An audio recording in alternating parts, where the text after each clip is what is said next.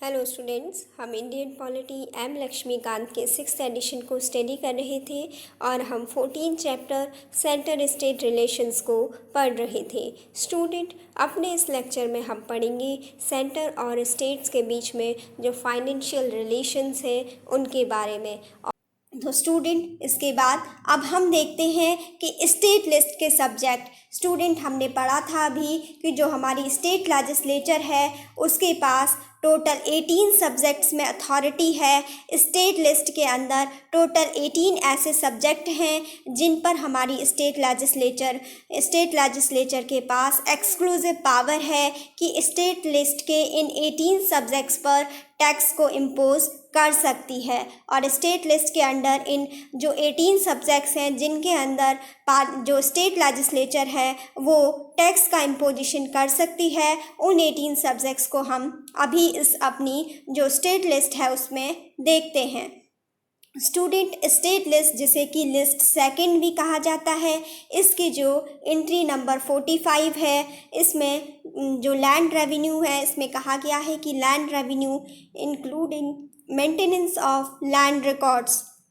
इसमें कहा गया है कि जो लैंड रेवेन्यू है और जो लैंड रिकॉर्ड्स है, ठीक है, including the maintenance of land records, या फिर जो भी मेंटेनेंस ऑफ लैंड रिकॉर्ड्स है या फिर लैंड रेवेन्यू है, इससे रिलेटेड जो भी टैक्स का इम्पोजिशन है उसकी अथॉरिटी स्टेट लेजिस्लेचर के पास होगी। स्टूडेंट, इसके बाद नेक्स्ट एंट्री है स्टेट लिस्ट में एंट्री नंबर 46। उसमें बताया गया है taxes on agriculture income. Student, जो भी अगर एग्रीकल्चरल इनकम होती है किसी भी स्टेट के अंदर, तो उस पर जो भी टैक्स लगाने की जो अथॉरिटी है उस स्टेट की एग्रीकल्चरल इनकम पर, वो किसके पास है? वो हमारी स्टेट लेजिस्लेचर के पास है।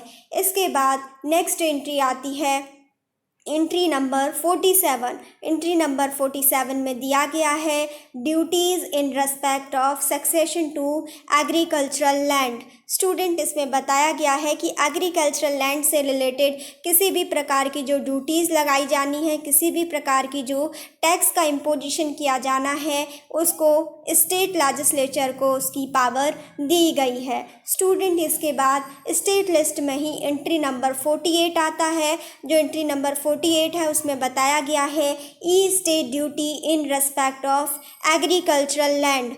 स्टेट के अंदर जितनी भी एग्रीकल्चरल लैंड है उस पर जो भी ई स्टेट ड्यूटी लगाई जाएगी, उस पर जो भी टैक्स का इम्पोजिशन है वो स्टेट लेजिस्लेचर के द्वारा किया जा सकता है। स्टूडेंट, इसके बाद स्टेट लिस्ट में नेक्स्ट एंट्री आती है एंट्री नंबर 49। इसमें बताया गया है taxes on lands and buildings. जो भी लैंड्स हैं और जो भी बिल्डिंग्स हैं स्टेट के अंदर, उन पर जो भी टैक्स का इम्पोजिशन है उसकी जो अथॉरिटी है वो स्टेट लेजिस्लेचर के पास रहती है। इसके बाद नेक्स्ट एंट्री है स्टेट लिस्ट में ही एंट्री नंबर 50। इसमें बताया गया है taxes on mineral rights. Student, किसी भी स्टेट के अंदर जो भी मिनरल्स हैं उससे रिलेटेड जो भी मिनरल राइट्स हैं उन पर जो भी टैक्स का इम्पोजिशन है उसकी अथॉरिटी हमारी स्टेट लेजिस्लेचर के पास होती है। नेक्स्ट, इसमें नेक्स्ट एंट्री दी गई है स्टेट लिस्ट के अंदर जिसमें कि जो टैक्स को इम्पोज करने की पावर है वो हमारी स्टेट लेजिस्लेचर के पास होती है। इसमें बताया गया है duties of excise on alcohol liquors for human consumption. इसमें बताया है कि जो अल्कोहलिक लिकर है जिसको कि ह्यूमन कंजम्पशन के लिए यूज़ किया जाता है, ह्यूमन के यूज़ के लिए, जिसको कि ह्यूमन कंजम्पशन के लिए यूज़ किया जाता है, तो ऐसी अल्कोहलिक लिकर पर जो एक्साइज ड्यूटी लगाई जाएगी वो स्टेट लेजिस्लेचर के द्वारा ही उसका इम्पोजिशन किया जाएगा। साथ ही जो ओपीएम है, Indian hemp and other narcotic drugs, और जो भी क्या हैं जितनी भी अदर नारकोटिक ड्रग्स हैं या फिर जो नारकोटिक्स हैं but not including in medicinal और and toilet preparations containing alcohol. लेकिन स्टूडेंट, इसमें बताया गया है कि स्टेट के पास इस चीज़ की अथॉरिटी है कि जो भी अल्कोहलिक लिकर है जिसको ह्यूमन कंजम्पशन के लिए यूज़ किया जाता है, तो उस पर जो भी एक्साइज ड्यूटी लगाई जाएगी, उसका जो इम्पोजिशन होगा, उस पर जो भी टैक्स लगाया जाएगा, जो भी एक्साइज ड्यूटी लगाई जाएगी, वो उसकी जो अथॉरिटी है वो स्टेट लेजिस्लेचर के पास होगी। लेकिन इसमें साथ ही बताया गया है कि ऐसी जो अल्कोहल जो कि किस चीज़ के लिए यूज हो रही है, जो अगर मेडिसिनल पर्पसेस के लिए यूज़ हो रही है या फिर टॉयलेट प्रिपरेशंस के लिए यूज़ हो रही है, तो उस अल्कोहल पर स्टेट लेजिस्लेचर के द्वारा जो एक्साइज ड्यूटी है उसको एप्लीकेबल नहीं किया जाता है। लेकिन ह्यूमन कंजम्पशन के लिए स्टेट के अंदर अगर अल्कोहलिक लिकर का उपयोग हो रहा है ह्यूमन कंजम्पशन में, तो तब उस पर जो भी एक्साइज ड्यूटी है वो स्टेट लेजिस्लेचर के द्वारा इम्पोज की जा सकती है। स्टूडेंट, इसके बाद नेक्स्ट स्टेट लिस्ट का सब्जेक्ट आता है एंट्री नंबर 53। इसमें बताया गया है टैक्सेस ऑन द कंजम्पशन और सेल ऑफ इलेक्ट्रिसिटी। स्टूडेंट, किसी भी स्टेट के अंदर जो इलेक्ट्रिसिटी का कंजम्पशन है या फिर जो इलेक्ट्रिसिटी की जो सेलिंग है, इससे रिलेटेड जो भी टैक्स का इम्पोजिशन है, इसकी पूरी अथॉरिटी हमारी स्टेट लेजिस्लेचर के पास होती है। स्टूडेंट, इसके बाद नेक्स्ट एंट्री है एंट्री नंबर 54, जो कि स्टेट लिस्ट के अंडर है और इससे रिलेटेड जो भी टैक्स का इम्पोजिशन है उसकी अथॉरिटी हमारी स्टेट लेजिस्लेचर के पास होती है। स्टूडेंट, एंट्री नंबर 54 में बताया गया है taxes on the sale of petroleum crude, high speed diesel, motor spirit जिसको कि पेट्रोल कहा जाता है, natural gas, aviation turbine fuel and alcoholic liquor for human consumption. तो स्टूडेंट, इसमें भी बताया गया है कि अगर स्टेट के अंदर क्या हो रहा है, कोई भी सेल हो रही है पेट्रोलियम क्रूड की, हाई स्पीड डीजल की अगर सेल हो रही है, या फिर पेट्रोल की जिसे कि मोटर स्पिरिट कहा जाता है, पेट्रोल की अगर सेल होती है, नेचुरल गैस की सेल होती है, या फिर एविएशन टर्बाइन फ्यूल की सेल है, या फिर alcoholic liquor for human consumption, अगर ह्यूमन कंजम्पशन के लिए अल्कोहलिक लिकर की सेल होती है, तो उस कंडीशन में टैक्स का इम्पोजिशन स्टेट लेजिस्लेचर के द्वारा किया जा सकता है। लेकिन स्टूडेंट, अगर वो जो सेल है इन सब चीज़ों की वो इंटर स्टेट ट्रेड या कॉमर्स के अंदर है, या फिर इसमें क्या है इंटरनेशनल ट्रेड और कॉमर्स किया जा रहा है, इसमें क्या है इन गुड्स को अगर इंटरनेशनल ट्रेड का मीन्स है कि इनको हमारी कंट्री से अगर बाहर भेजा जा रहा है, किसी भी स्टेट से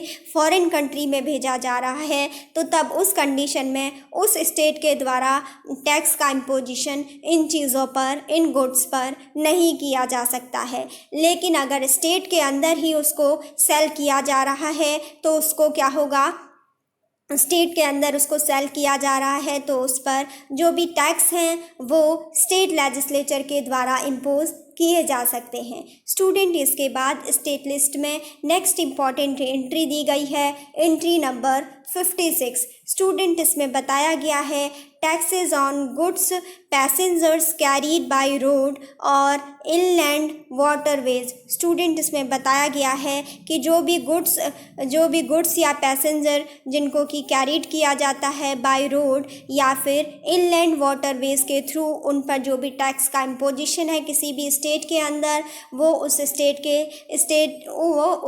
की जो स्टेट लेजिस्लेचर है उसकी अथॉरिटी के अकॉर्डिंग होता है, उसके अकॉर्डिंग उसका इम्पोजिशन किया जा सकता है। स्टूडेंट, स्टेट लिस्ट के अंदर ही कुछ और भी एंट्रीज़ हैं जिसमें कि जो हमारी स्टेट लेजिस्लेचर है उसको टैक्स को इम्पोज करने की अथॉरिटी होती है। इसमें एंट्री नंबर 57 को बताया गया है टैक्सेस ऑन व्हीकल्स। किसी भी स्टेट के अंदर जो व्हीकल्स हैं उस पर जो भी टैक्स लेने की जो अथॉरिटी है वो स्टेट लेजिस्लेचर के पास होती है। नेक्स्ट एंट्री है एंट्री नंबर 58। इसमें बताया गया है taxes on animals and boats. Next entry है एंट्री नंबर 59 जिसमें बताया गया है टोल्स। स्टूडेंट जो भी टोल्स है, अगर पूछा जाए कि टोल्स पर जो भी टैक्स है उसको लेने की जो अथॉरिटी है वो किसके पास है, टोल्स पर जो भी टैक्स है उसको इम्पोज करने की अथॉरिटी हमारी स्टेट लेजिस्लेचर के पास होती है। नेक्स्ट एंट्री दी गई है स्टेट लिस्ट के अंदर, taxes on profession, trades, callings and employments. Student किसी भी स्टेट के अंदर जो प्रोफेशन से रिलेटेड जो टैक्स लगाया जाता है, ट्रेड से रिलेटेड जो टैक्स लगाया जाता है, जिसे कि कॉलिंग टैक्स भी कहा जाता है या फिर एम्प्लॉयमेंट टैक्स भी कहा जाता है, जो कि जिसकी जो लिमिटेशन है वो बताई जाती है कि अभी तक क्या है, ये पर ईयर 2500 रुपीज़ से ज़्यादा नहीं होना चाहिए। तो स्टूडेंट किसी भी इंडिविजुअल पर्सन पर उसकी स्टेट लेजिस्लेचर के द्वारा जो प्रोफेशनल टैक्स है, जिसको कि कॉलिंग टैक्स भी कहा जाता है, ट्रेड टैक्स भी कहा जाता है या एम्प्लॉयमेंट टैक्स भी कहा जाता है, इसको जो इम्पोज करने की अथॉरिटी होती है वो हमारी स्टेट लेजिस्लेचर होती है। स्टूडेंट इसके बाद नेक्स्ट एंट्री आती है स्टेट लिस्ट के अंदर ही एंट्री नंबर 61, और इसमें बताया गया है कैपिटेशन टैक्सेस। जो भी कैपिटेशन टैक्सेस हैं वो भी हमारी स्टेट लेजिस्लेचर के द्वारा ही इम्पोज किए जाते हैं। नेक्स्ट एंट्री आती है एंट्री नंबर 62। इसमें बताया गया है taxes on entertainments and amusements to the extent levied and collected by a panchayat और म्यूनिसिपैलिटीज़ और ए रीजनल काउंसिल और ए डिस्ट्रिक्ट काउंसिल। स्टूडेंट इसमें बताया गया है कि अगर हमारे स्टेट्स के अंदर जनरली जो पंचायत्स हैं, जो म्यूनिसिपैलिटीज़ हैं, जो रीजनल काउंसिल्स हैं या जो डिस्ट्रिक्ट काउंसिल्स हैं, उनके द्वारा कोई भी अगर टैक्स लिया जाता है, कोई भी टैक्स अगर कलेक्ट किया जाता है, जो क्या हो किस चीज़ के लिए, इंटरटेनमेंट या अम्यूजमेंट के लिए, जो हमारी पंचायत है, म्यूनिसिपैलिटीज़ हैं, रीजनल काउंसिल्स हैं या डिस्ट्रिक्ट काउंसिल्स हैं, उनके द्वारा अगर कोई भी टैक्स का इम्पोजिशन किया जाता है तो उस टैक्स को इम्पोज करने की जो अथॉरिटी है वो किसके पास होती है, वो हमारी स्टेट लेजिस्लेचर के पास होती है। स्टूडेंट जो उसकी लिमिटेशंस है कि वो कितना टैक्स पंचायत के द्वारा या म्यूनिसिपैलिटीज़ के द्वारा या रीजनल काउंसिल के द्वारा या डिस्ट्रिक्ट काउंसिल के द्वारा कितना टैक्स लगाया जाना चाहिए, इसका जो इम्पोजिशन है वो हमारी स्टेट लेजिस्लेचर के द्वारा किया जाता है। स्टूडेंट इसके बाद नेक्स्ट एंट्री आती है स्टेट लिस्ट के अंदर ही, जिसमें कि स्टेट लेजिस्लेचर की जो टैक्स को इम्पोज करने की अथॉरिटी है उसके बारे में बताया गया है। इसमें कहा गया है एंट्री नंबर 63। स्टूडेंट जो एंट्री नंबर 63 है उसमें बताया गया है rates of stamp duty in respect of documents other than those specified in list first। इसके बाद नेक्स्ट एंट्री है एंट्री नंबर 66। इसमें बताया गया है fees in respect of any of the matters in this list but not including fees taken in any court. Student जैसा कि जब हम अभी यूनियन लिस्ट को भी पढ़ रहे थे तो उसमें भी हमने पढ़ा था कि यूनियन लिस्ट में जो हमने लास्ट पॉइंट पढ़ा था एंट्री नंबर 96, उसमें पढ़ा था कि यूनियन लिस्ट के अंदर अगर किसी भी मैटर पर जो भी फीस हैं उन सब पर जो टैक्स का लेविशन है, जो टैक्स का इम्पोजिशन है वो पार्लियामेंट के द्वारा किया जाएगा। लेकिन ऐसी कोई भी फीस जो किसी कोर्ट के द्वारा ली गई हो उस पर टैक्स का इम्पोजिशन पार्लियामेंट के द्वारा नहीं किया जाता है। और इसको हमने यूनियन लिस्ट में फ़ी के लिए जो टैक्स का इम्पोजिशन था उसको एंट्री नंबर 96 में पढ़ा था। स्टूडेंट ऐसे ही जब हम स्टेट लिस्ट में जब फ़ी की बात करते हैं तो स्टेट लिस्ट के अंदर अगर किसी भी मैटर से रिलेटेड कोई भी फ़ी है तो उस पर जो टैक्स का इम्पोजिशन है उसकी अथॉरिटी हमारी स्टेट लेजिस्लेचर के पास होती है। लेकिन स्टूडेंट स्टेट लिस्ट के अंदर भी अगर कोई भी ऐसी फ़ीस है जिसको कि किसी कोर्ट के द्वारा लिया गया है तो तब उस पर हमारी स्टेट लेजिस्लेचर के द्वारा टैक्स को इम्पोज नहीं किया जाएगा।